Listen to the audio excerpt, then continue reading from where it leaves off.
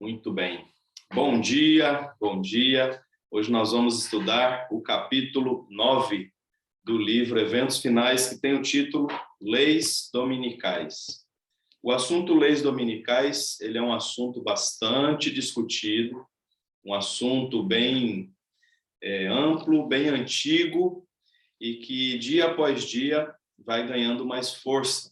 Pessoas que não acreditavam ou pessoas que não achavam ser possível leis que forçassem as pessoas a observarem um determinado dia da semana, essas pessoas começam a perceber que é sim possível e que a liberdade que existe hoje, a liberdade religiosa, a liberdade que existe hoje no mundo, ela pode sim, em algum momento, ser retirada, não é? Por movimentos de proteção maior, por alguma coisa relacionada ao bem comum, e dessa forma, em algum momento, a liberdade pode ser retirada. E, biblicamente, nós podemos ver que, durante a história, o povo que é obediente a Deus, obediente aos mandamentos de Deus, já sofreu perseguição, já passou por decreto de morte, e já foi possível ver, mesmo que em uma miniatura, todo esse cenário de conflito. E esse cenário miniatura nós podemos encontrar, por exemplo, no livro de Esther. Esther, capítulo 3, é um momento crucial da história de Esther, quando acontece exatamente em forma de miniatura o que vai acontecer no fim, quando registrado ali no livro de Apocalipse, especialmente dos capítulos 12 a 19. Nós podemos ter essa visão micro em uma história bíblica do que vai acontecer na visão macro, quando chegarmos então ao fim. Então, te convido a abrir a Bíblia, Esther, capítulo 3, e nós vamos ler aqui a partir do verso 8. E o texto diz assim: Então disse Amã ao rei Assuero: Existe espalhado, disperso entre os povos de todas as províncias do teu reino, um povo cujas leis são diferentes das leis que todos os povos, todos os outros povos, e que não cumpre as leis do rei, pelo que não convém o rei tolerá-lo. Se bem parecer ao rei, decrete-se que sejam mortos, e nas próprias mãos dos que executarem a obra, eu pesarei 10.000 talentos de prata, para que entrem nos tesouros do rei. Então, o rei tirou do anel tirou do dedo o seu anel, deu a Amã, filho de Amedata, que era agagita, adversário dos judeus, e lhe disse: Esta prata seja tua, como também esse povo, para fazer-lhes dele o que melhor for do seu agrado. Veja aqui alguns elementos muito importantes que podem nos mostrar que aqui é um movimento miniatura de algo que haveria de acontecer posteriormente. Primeiro, o que faz essa agitação, o que dá origem a esse decreto, é a existência de um povo que reverencia a Deus. E eles aqui afirmam, né? Eles têm leis diferentes. Eles não adoram os mesmos deuses. Eles não fazem as mesmas coisas que fazemos. Eles são diferentes. Eles têm uma lei própria. Eles têm os 10 mandamentos. Então, tem essa primeira característica. A obediência, a firmeza, vai fazer com que pessoas se levantem contra, né? Outro fator aqui é que o rei, que é a autoridade maior, ele tira do dedo o seu anel e ele coloca na mão de Amã, um compartilhamento de poderes. Então, agora nós temos aqui um rei que tira o seu poder, não é? Uma autoridade tira o seu poder, compartilha com outra pessoa, E essa pessoa agora tem autoridade para gerar decretos e trabalhar no movimento de perseguição e execução. Terceiro fator, chega um momento em que é decretado morte àqueles que são obedientes a Deus. Mais lá na frente, no verso 13, mostra que seria algo muito rápido também, não é? Eles enviaram cartas pelo correio e nessas cartas estava decretado que todos os judeus, em um só dia, no dia 13 do 12º mês, eles deveriam então ser mortos e seus bens saqueados. Então há então efetivamente aqui um decreto de morte, todo o cenário preparado, e depois, mais lá na frente, nós sabemos que a história vai se desenrolando rapidamente, inclusive. Esther convida Amã e o rei Assuero para um banquete, e nesse banquete, na segunda vez do banquete, ela então faz um clamor por sua vida, é onde todo o plano é desmascarado, e Deus agora, com mão invisível, protege o seu povo, e em vez de os fiéis serem brutalmente assassinados, os maus é que têm a sua recompensa, não é? Amã, ele é enforcado exatamente no lugar que ele construiu para enforcar Mardoqueu. Então nós temos uma miniatura do que pode, aliás, do que vai acontecer, não é? O capítulo 9, então, ele nos mostra, 9 do livro, ele nos mostra uma continuidade do conflito. O que é o conflito no qual nós estamos inseridos? Qual é o fator que, desde que o conflito começou no céu, o fator que faz existir povo de Deus e povo que não aceita Deus, que faz existir rebeldes e fiéis? É exatamente o fator adoração. É a adoração que faz toda a diferença, não é? Nós temos aqui, desde o início, um inimigo, Lúcifer, que se tornou Satanás. Ele criou todo esse cenário, desde o início, em busca de adoração. Ele queria para si a adoração que é devida a Deus.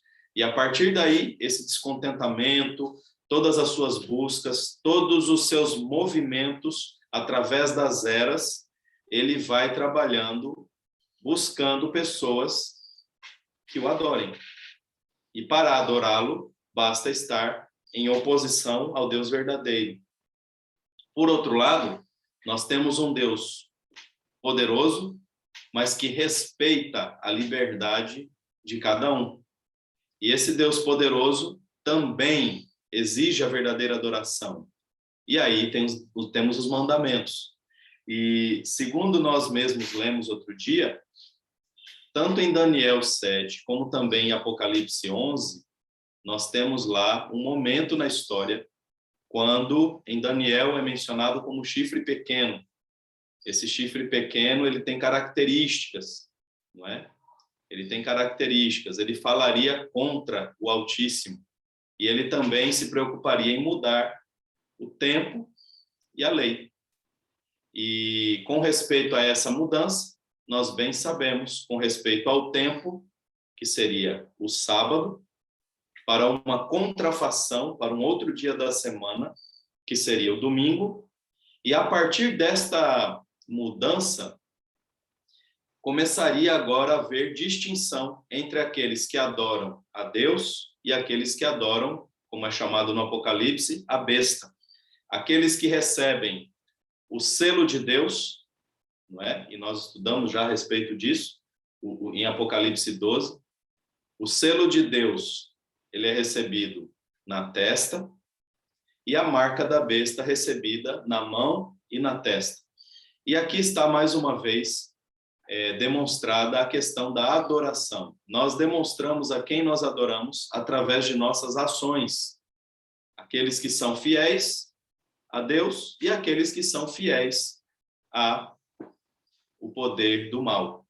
E nesse contexto todo, entra um momento na história, então, quando não será mais suportado aqueles que se mantêm fiéis. Da mesma maneira que não foram suportados mais os judeus, representando na época os fiéis, eles não foram suportados porque eles eram obedientes à lei de Deus. E agora, então, são perseguidos. Da mesma maneira, no fim, serão perseguidos aqueles que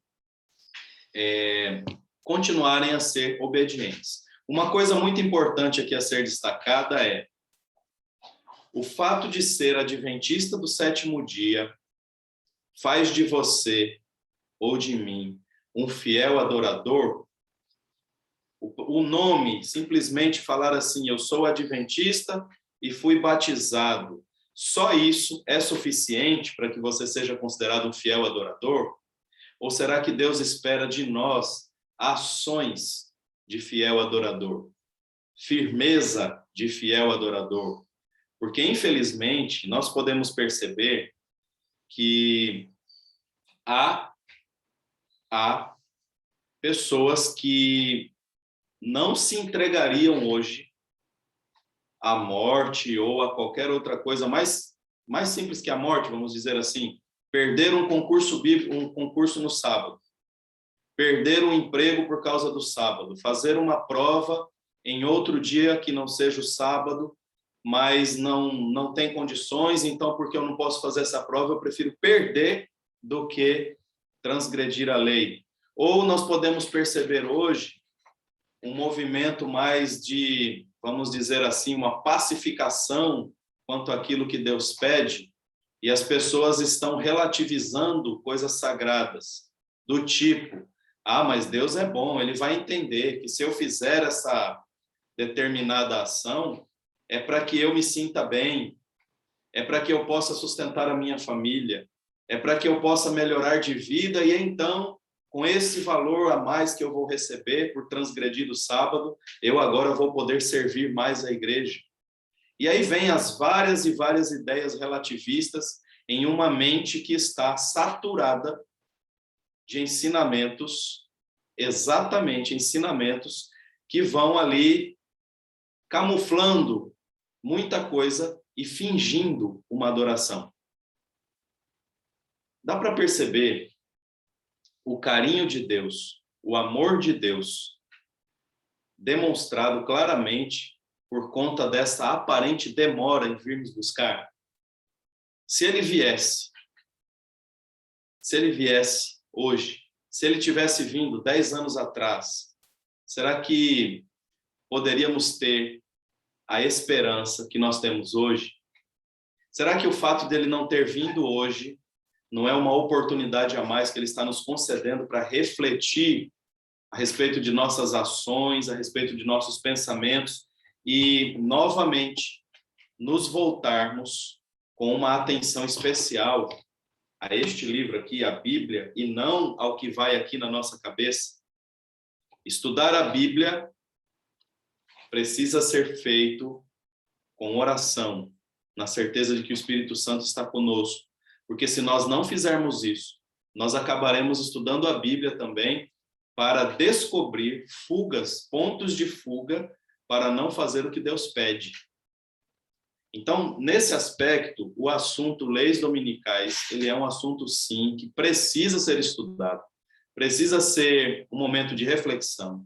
E logo de imediato eu já recomendo para vocês, além do Eventos Finais que a gente está lendo, eu recomendo este livro aqui, Apocalipse 13. Este livro é muito bom e ele trata especificamente das leis dominicais, não é? É o conteúdo de Apocalipse 13. E eu recomendo também este outro livro aqui, ó. Este é o mais novo, do pastor Vanderlei Dornelles, e ele aborda, entre outras coisas, ele também aborda sobre o decreto dominical. E dentro agora do livro que nós vamos ler, nós temos algumas citações e eu gostaria de compartilhar com vocês. Primeiro, como já falei, a questão adoração é o que fica em evidência quando falamos do conflito cósmico que está acontecendo. E a primeira citação que aparece nesse capítulo é assim: Deus denuncia a Babilônia porque tem dado a beber a todas as nações o vinho da fúria da sua prostituição. Deus fez o mundo em 6 dias e descansou no 7º. Descansando nesse dia e separando-o de todos os outros como sagrado, a sua própria pessoa, para que fosse observado por seu povo durante todas as gerações. Mas o homem do pecado, exaltando-se acima de Deus, assentando-se no templo de Deus e ostentando-se como se fosse o próprio Deus, cuidou em mudar os tempos e as leis. Então, nós temos aqui a descrição do chifre pequeno, não é? Aquele que assume para si atribuições de Deus. Senta-se no trono, toma conta lá do santuário, perdoa pecados, estabelece sacramentos, não é? Então, nós temos alguém que se coloca na posição de Deus aqui na terra e é chamado também o vigário de Deus aqui na terra. Então, nós temos aí um cenário já formado. E, como já falei no início, há um bom tempo atrás, nós não conseguiríamos imaginar qual seria o caminho a ser percorrido, profeticamente dizendo, para que em algum momento da história um decreto de lei fosse estabelecido por aclamação popular, porque ele começa por aclamação popular e depois que ele ganha força de Estado, como é que o povo que é livre, em algum momento da história, iria clamar por liberdade, não é? Por liberdade, no sentido de que essa liberdade seria se livrar das pessoas que se mantêm fiéis, não é? Parecia algo assim, cenário de filme. A gente acredita pela profecia, porque outras profecias se cumpriram, mas há anos atrás a gente não conseguia imaginar como seria exatamente isso. Agora eu digo para vocês que hoje nós não temos como negar que isso vai acontecer. Na verdade, não temos como negar que exatamente neste momento existem pessoas pensando nisso. É claro que talvez ainda não estejam pensando, quem sabe, em um decreto de morte ou coisas assim, é possível que não. Mas já existem pessoas pensando em como salvar o planeta. E você já ouviu falar sobre isso, né? Movimentos de proteção ambiental.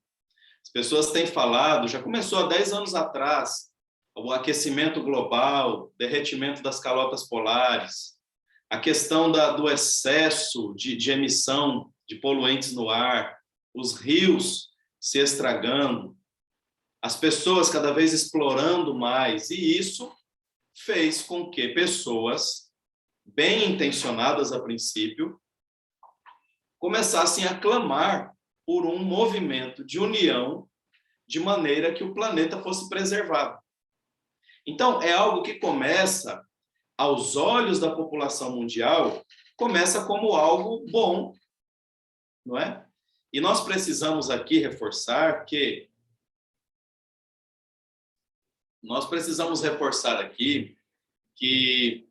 adventistas do 7º dia são também, é claro, responsáveis e nós, é claro, protegemos a natureza. Por que nós fazemos isso? Porque se tem um povo que deve proteger e trabalhar pela natureza, somos nós que somos criacionistas. Nós acreditamos que foi feito por Deus. Nós acreditamos que o mundo foi criado em 7 dias. Nós acreditamos que um papel de bala jogado no chão é uma irresponsabilidade, não é? Nós precisamos jogar as coisas no lixo, que um banho demorado não combina com alguém que prega a respeito da criação e que cuida da natureza. Um banho demorado além da hora não combina. Então, nós sim somos responsáveis, mas uma coisa muito diferente disso, do que nós acreditamos e a direção que o mundo está tomando nós acreditamos que precisamos cuidar deste planeta enquanto estivermos aqui, mas nós acreditamos também que, da mesma forma que a velhice que vai acontecendo conosco, o planeta está caminhando para a destruição. Só que eu não vou contribuir para essa destruição. Eu não vou. Então vamos destruir o planeta para acabar logo, né? Para Jesus voltar logo. Não, não é esse o nosso papel. Nós devemos sim trabalhar, ter zelo, cuidar dentro daquilo que nós podemos fazer.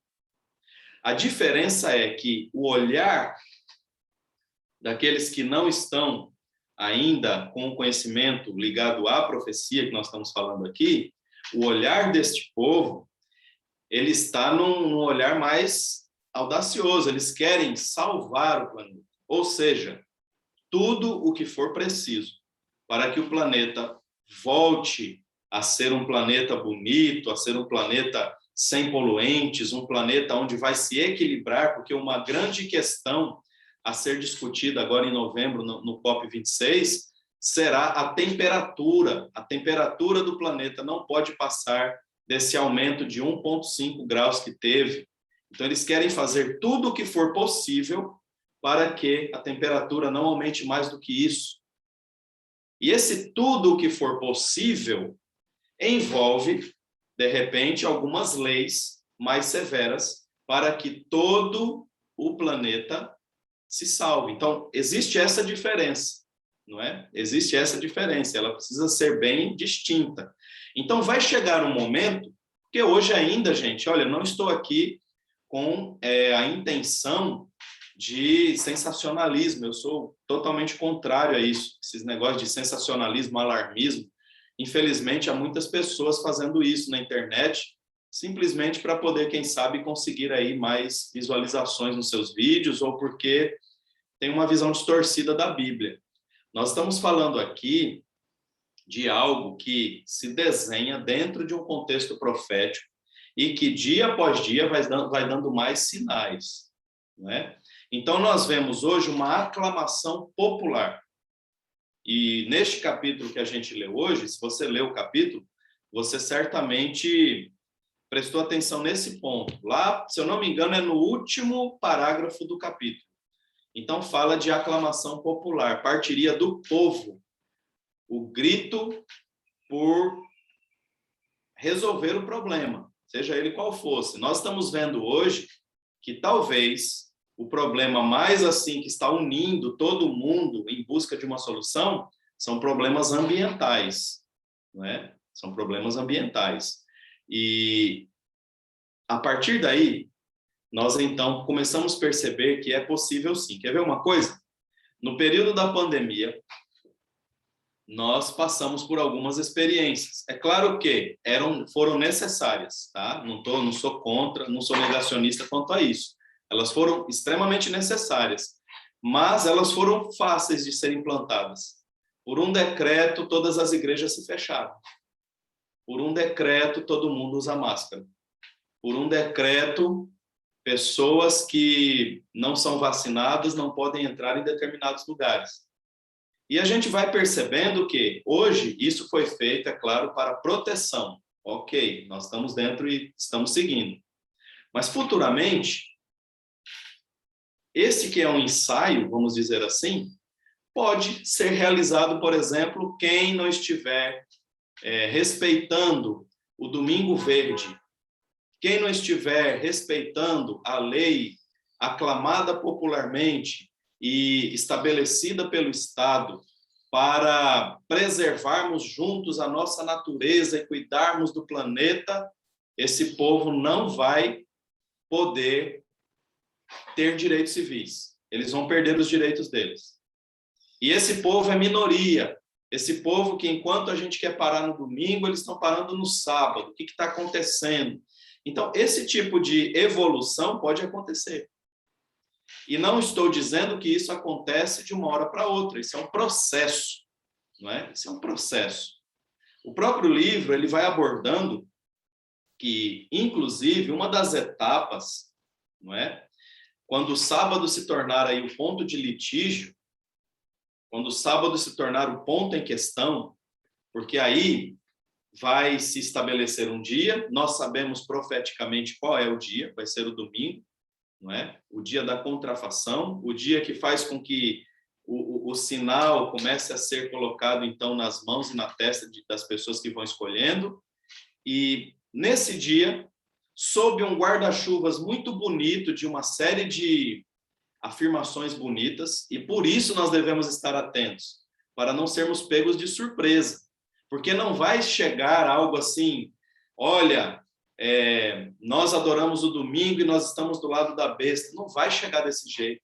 Na verdade, muita gente ridiculariza tudo isso, mas eles não sabem que estão ridicularizando com a boca, mas estão com as suas ações caminhando para que isso aconteça. Então vai ser um movimento que aparentemente vai ser muito bonito, vai fazer sentido, não é? Os grandes ativistas entram nesses movimentos e a geração atual é uma geração muito voltada a questões sociais, a questões ambientais, não é? Então vai ser algo assim fácil de enganar as pessoas que não estão atentas. Então, de repente, a pessoa está lá, aceitando, fazendo. No livro Eventos Finais, há algumas orientações também quanto a não sermos extremamente rudes no cumprimento dos mandamentos. Por exemplo, quando essa lei for aprovada, a lei de que o domingo é o dia de respeitar e tal, não vai ser algo imediato. Aprovou a lei e começou o decreto de morte. Não, não vai ser assim. Vai ter um tempo. Então, é estabelecida a lei, ela começa a princípio estadual, depois de ser estadual, ela vai ganhando força até o ponto de se tornar mundial. E enquanto a lei vai avançando, os que conhecem a profecia saberão, nós saberemos, começou o decreto dominical, mas ainda não é decreto de morte. Então, nesse período, nós teremos agora um tempo muito especial para pregar o evangelho. Pregar o evangelho. Como? Aproveitando tudo que nós temos. Então, se nós não podemos trabalhar no domingo, é o que está registrado no livro aqui. No início, nós não vamos trabalhar no domingo. Então, a orientação profética que nós temos é: não crie raiva nas pessoas desnecessariamente, porque você pode antecipar uma perseguição para a sua vida. Não é? Porque as pessoas vão ficar com raiva, é claro. Mas nós podemos usar o domingo para pregar o evangelho. Nós poderemos usar o domingo para escrever, aqueles que escrevem matérias a respeito da volta de Jesus, enfim, preparar vídeos, né? Os que vão continuar usando a internet. Nós poderemos realizar cultos, enfim, nós só não poderemos trabalhar o trabalho secular, não é? E, por enquanto, no início, nós não seremos perseguidos por sermos guardadores do sábado. Por enquanto, não. No início, não.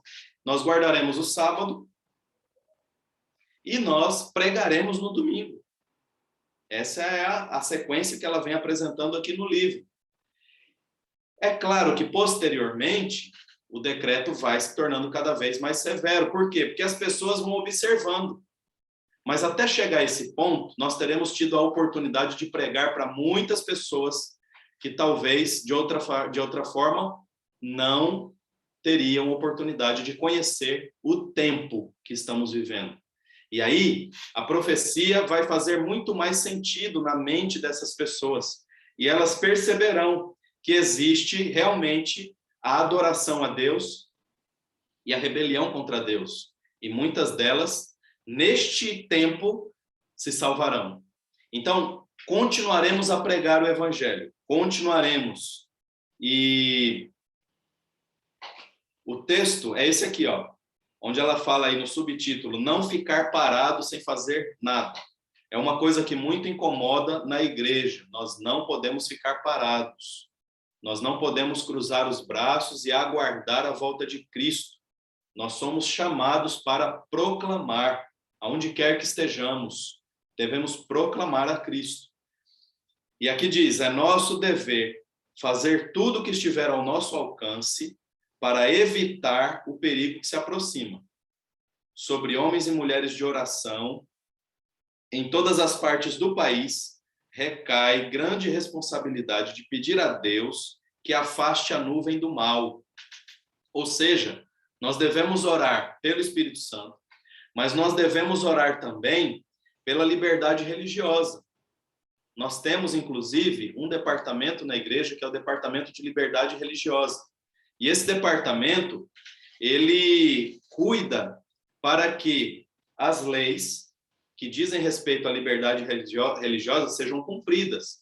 É exatamente por isso que hoje nós temos uma lei que protege os sabatistas, não é? No quesito concurso, no quesito escolar, universidades. Então, nós temos uma lei hoje que nos ampara e nós devemos orar a Deus para que o máximo de tempo possível tenhamos liberdade religiosa. Para quê? Para ficar trabalhando e ganhando dinheiro e simplesmente vivendo? Não, para que possamos ter mais tempo para pregar o Evangelho. Enquanto há liberdade religiosa, nós podemos usar a Bíblia.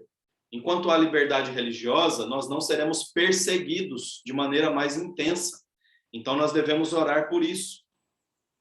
Uma outra citação: o povo de Deus que guarda os mandamentos não deve permanecer calado nesse tempo, como se aceitássemos a situação de bom grado. Nós devemos abrir a nossa boca e falar de Deus, falar do Evangelho, falar das profecias. Mas, pastor, eu não sei sobre profecia. Então, é o tempo de estudar profecias. Isso que estamos fazendo aqui já é uma demonstração de que estamos avançando, de que não estamos parados, de que não estamos dormindo. Nós estamos acordados, nós estamos estudando, aprendendo. Mas para quê? Para ensinar outros, para estar atento quanto aos dias que estamos vivendo. Então, é importante esta conscientização. É importante saber que Deus tem um remanescente na terra e que esse remanescente não fica parado. Esse remanescente trabalha. Por quê? Porque o inimigo, a besta, ela não tem descanso nem de dia nem de noite. Ela está em atividade constante, está trabalhando, enganando, criando estratégias. E nós, povo de Deus, precisamos orar clamando a Deus, o Espírito Santo, e precisamos trabalhar arduamente. E uma outra citação aqui: há muitos que estão despreocupados e se acham, por assim dizer, adormecidos. E eles dizem assim: se a profecia predisse a imposição da observância do domingo, a lei que certamente será promulgada, e tendo chegado a essa conclusão, eles se assentam e em calma expectativa do evento e se confortam com o pensamento de que Deus vai proteger o povo no tempo de angústia. Então, acaba que vira um movimento muito perigoso. A pessoa que acredita que, bom, profeticamente vai acontecer. Ótimo, aceito. Então, se profeticamente vai acontecer, para que eu vou pregar o Evangelho? Para que eu vou sair da minha casa para que eu vou dar testemunho? Basta eu ser adventista, quietinho ali, ó, na minha casa, não é? Para que eu vou fazer alguma coisa?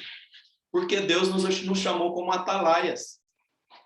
Imagina só, se Deus tivesse lá no início, Daniel 2, quando o sonho do Nabucodonosor, aí tem a estátua, e todo aquele processo. Imagina só, se Daniel não estivesse em comunhão com Deus, se ele não dependesse de Deus, se ele tivesse cedido às paixões lá de Babilônia, se ele tivesse sido alguém relativista, não é, quanto aos pensamentos, eu vou fazer isso aqui porque estou escravo aqui mesmo, né? Tem que fazer, senão o rei pode me matar. Se ele não tivesse feito isso, será que para ele teria sido revelado tão grande história que ele teve a oportunidade de ver todas as eras até a volta de Cristo? E agora Deus levantou um povo, e repito, o fato de ser adventista do sétimo dia, essa chancela, simplesmente essa chancela, essa placa, ela não faz de nós o povo remanescente. O povo remanescente, o adventista do sétimo dia remanescente, é aquele que cumpre exatamente o que está implícito no nosso nome. Aquele que é fiel a Deus. Aquele que é respeitoso e obediente à Bíblia, aquele que guarda os mandamentos e tem o testemunho de Jesus. Se você não segue, você pode até ser chamado de adventista, mas você não é. Então é muito importante ter na sua mente que, à medida que o tempo se aproxima, Deus precisa de homens e mulheres que sejam fiéis. Não confunda com fanáticos. Deus não precisa de fanáticos, Deus precisa de fiéis. Então nós não podemos cruzar os braços.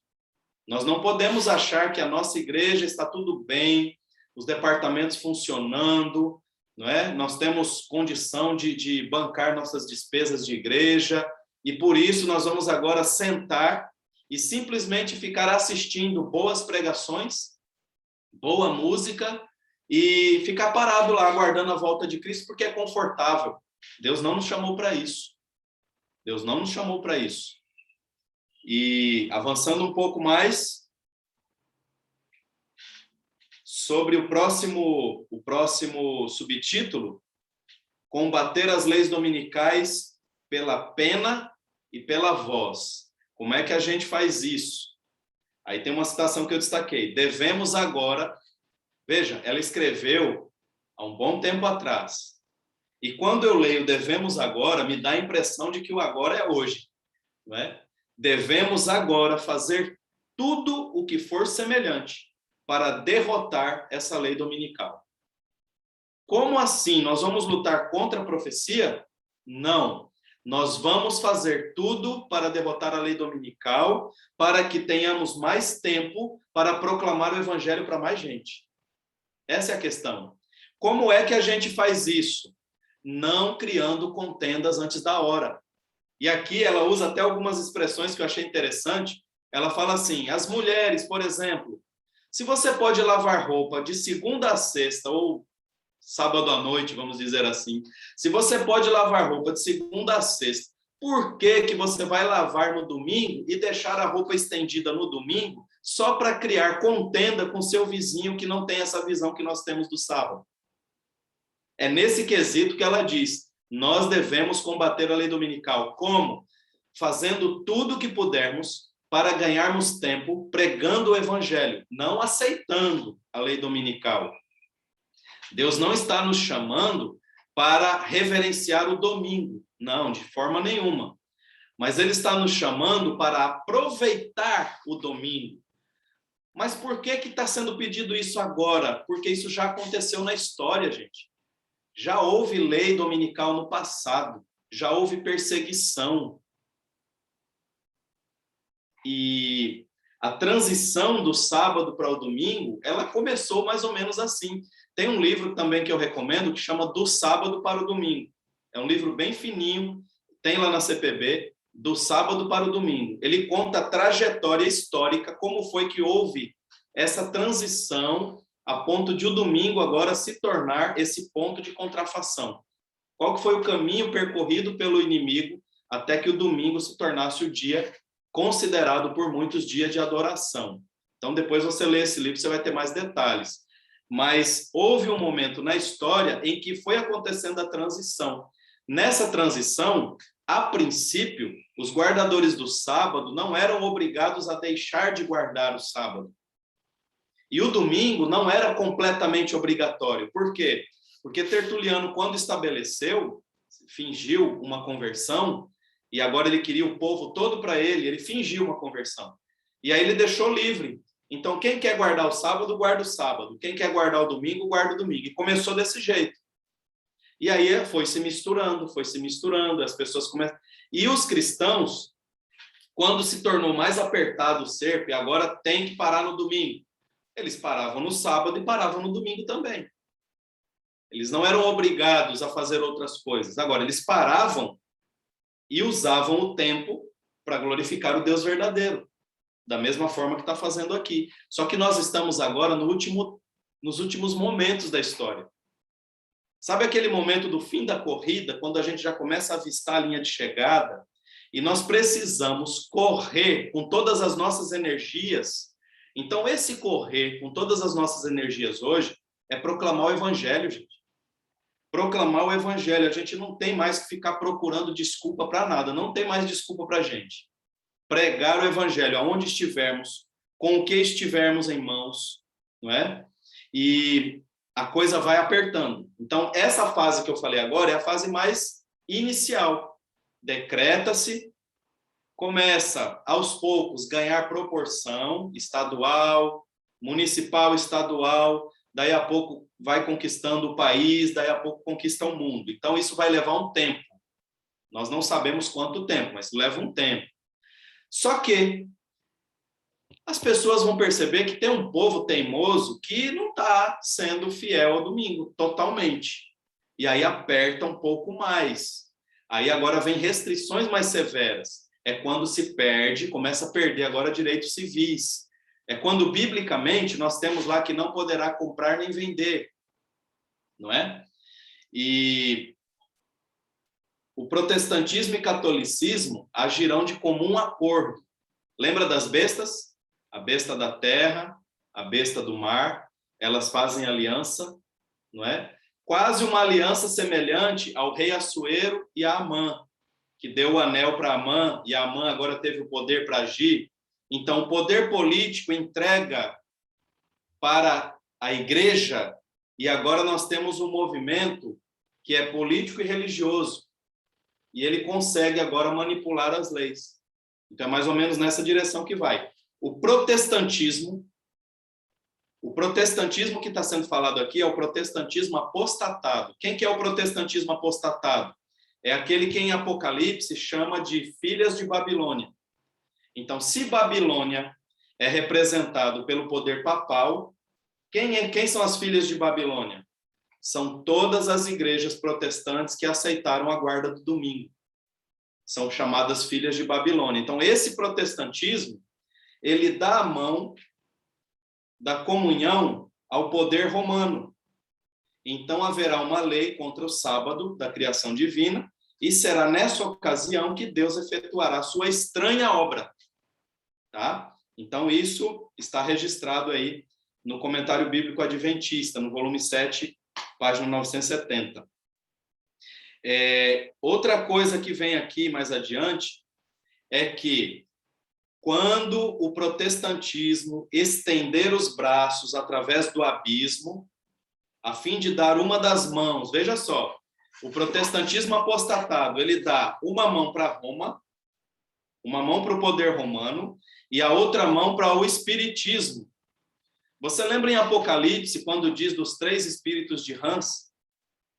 Tem um momento lá que fala dos 3 espíritos de rãs que saíram. Esses 3 espíritos de rãs são exatamente esses 3 movimentos: protestantismo apostatado, o espiritismo e o poder romano. Eles se unem. E agora nós temos uma tríplice aliança. Veja, Satanás, na sua contrafação, ele forma agora a trindade dele. Deus Pai, Filho e Espírito Santo forma a trindade. Satanás tem sua trindade também.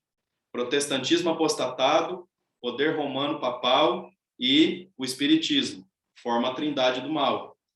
E essa tríplice aliança, então, a América do Norte foi induzida a repudiar os princípios da Constituição. Vocês se lembram muito bem, e nesse livro aqui vai abordar de maneira espetacular isso, tá? Muito bem abordado isso aqui, com documentos, inclusive.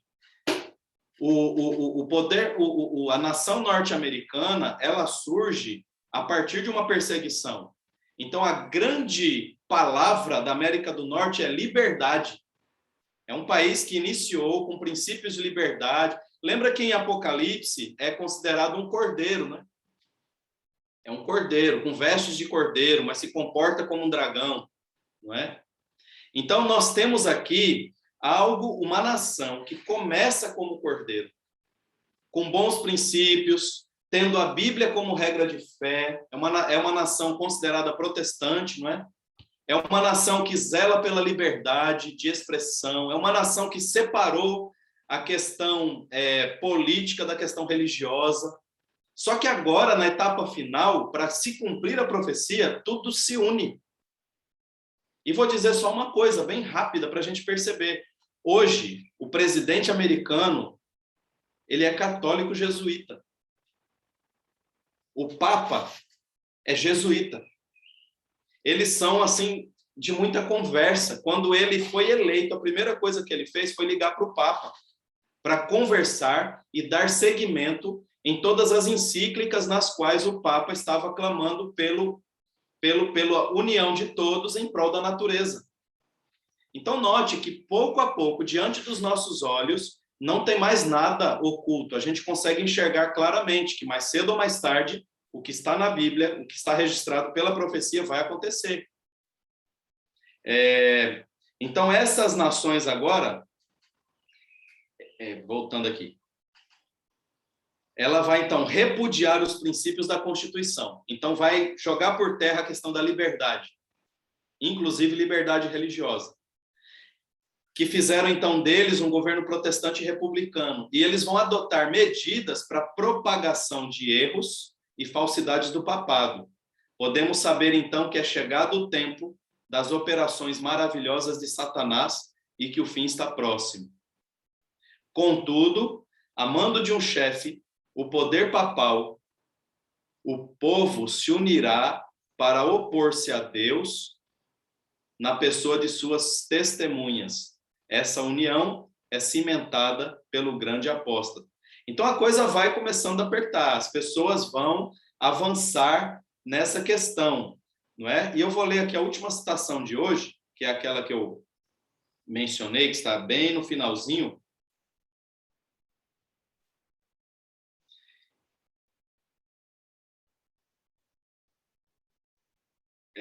Com respeito aqui ao tempo.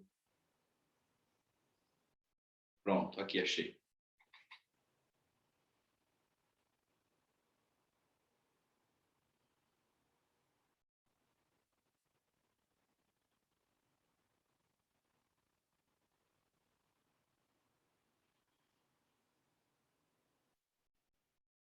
Pronto.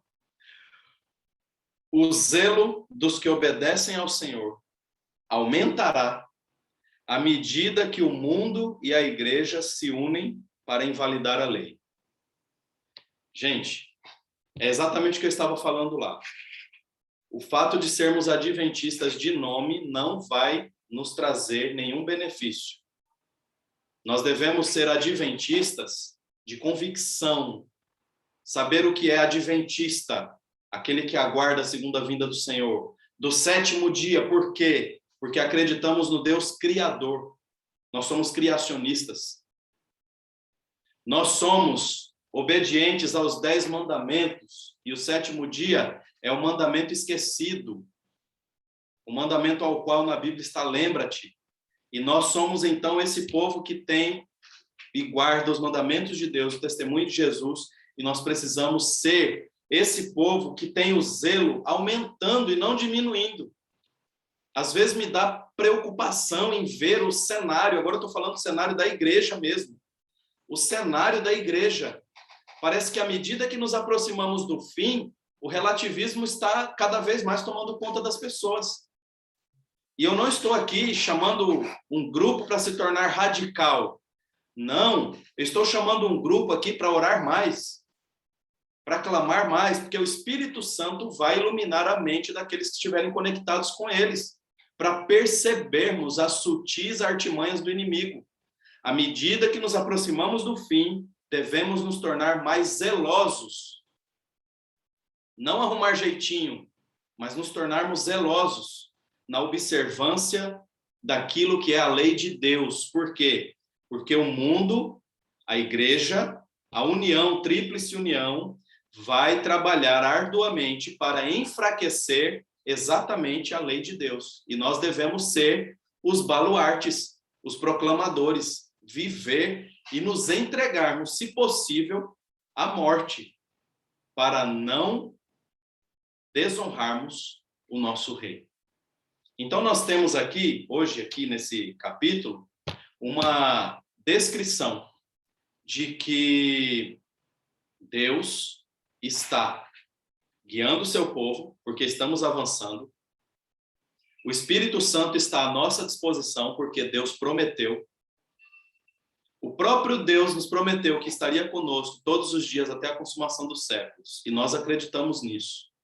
E por acreditar nisso, nós devemos nos apegar cada vez mais à palavra, estudar as profecias, especialmente Daniel e Apocalipse, especialmente capítulo 11, 12, 13 de Apocalipse, e para uma visão mais ampla, estender, quem sabe, até o capítulo 19, e nós teremos uma visão completa do que vem por aí, e ao saber o que vem por aí, a nossa missão não é de ser um povo alarmista. Deus não nos chamou para sermos alarmistas, Deus nos chamou para pregar o evangelho. Deus não precisa de gente tocando trombeta e falando das bestas e de problemas, não. Deus precisa de um povo que viva a verdade que prega. Essa é a maior pregação. E após viver a verdade que pregamos, isso vai despertar curiosidade. Nós teremos oportunidade de apresentar o Cristo, que é aquele que perpassa toda a Bíblia, aquele que é o fundamento da nossa fé. Então, não tenhamos medo, nem depressão, nem angústia por causa do decreto dominical. Isso, na verdade, é algo que deveríamos estar orando para que Deus mantenha a nossa liberdade religiosa, mas que estejamos preparados para que, quando acontecer, sigamos como filhos e filhas do Altíssimo que pregam a verdade. Que o Senhor Jesus nos abençoe e que possamos avançar neste conhecimento. Nosso tema de amanhã será o pequeno tempo de angústia, e a gente vai aprofundar um pouco mais esse período profético que está diante de nós. Que Deus te abençoe, conceda um ótimo dia, e vamos então orar ao Senhor, encerrando este momento de hoje. Pai querido, nós te agradecemos, Senhor, porque a tua mão está sobre nós. Nós reconhecemos que ainda há faltas em nosso meio. Ainda há algumas coisas que nos afastam de ti, mas nós queremos nos colocar em tuas mãos, clamando a tua misericórdia, clamando a presença do Espírito Santo em nossa vida, de maneira que a nossa vida reflita o seu caráter. Fomos feitos à tua imagem e semelhança. E isso quer dizer que o Senhor tem a intenção de que venhamos a refletir o teu caráter aqui nessa terra. E sabemos que isso é possível, não por nós, mas por tua presença em nossa vida. Portanto, Pai, que possamos cada dia mais nos entregarmos ao estudo da tua palavra, para conhecer mais de ti, para ter mais relacionamento contigo. E dessa forma nós sabemos que iremos refleti-lo com mais intensidade. Conceda-nos a tua direção, continua a ampliar nosso conhecimento no estudo da profecia. Nós te pedimos em nome de Jesus. Amém. Que o Senhor Jesus